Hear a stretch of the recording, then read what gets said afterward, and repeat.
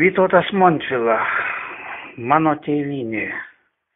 Tėvynę aš turiu, tai girios kalnai, kloniai, tai Nemunas, Šešupė ir Dubysa, tai miestai, kaimai ir jų darbo žmonės, ir aš be galo pamilau ją visą.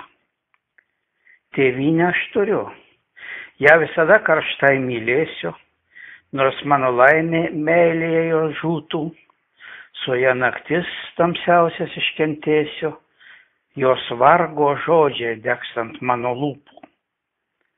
Tėvynę aš turiu, be jos aš būčiau vienas, kaip kalinys kalėjime atskirtas, kaip žiedas žydintis nulaužtas nuo kamieno, kaip paukštis be sparnų netvirtas.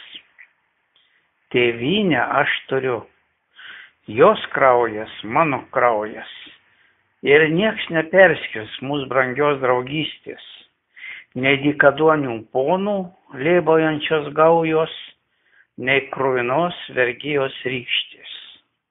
1938 metai.